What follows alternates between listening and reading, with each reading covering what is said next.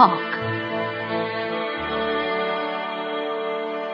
Early in May, a man came from Squire Gordon's to take me away.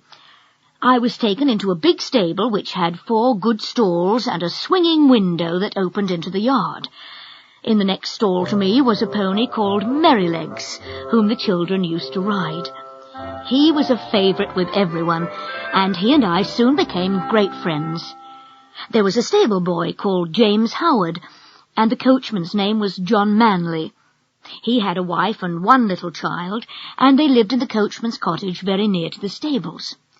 The next day I was taken to my new master, so that he could try me out.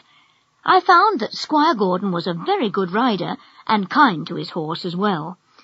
When we came home, his lady was at the hall door to greet us. "Well, my dear," she said, "how do you like him?" "He has a fine spirit," my master replied.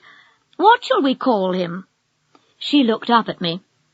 "He really is a beauty, and he has such a sweet, good-tempered face, and such a fine, intelligent eye. How about Black Beauty?" "Black Beauty? Why, yes, that shall be his name." And so it was. Also in our stable was a chestnut mare called Ginger. Although she was rather bad-tempered, we grew quite friendly.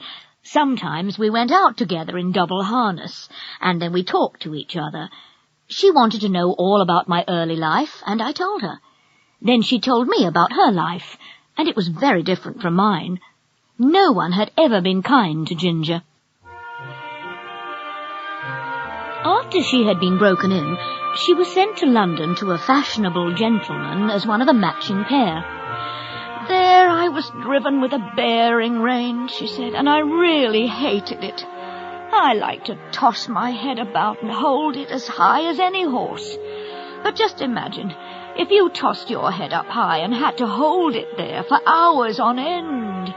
That's what happens with a bearing rein." I grew more and more irritable.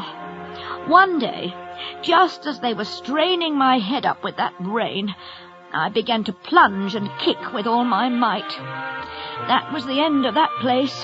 I was sold and went back to the country.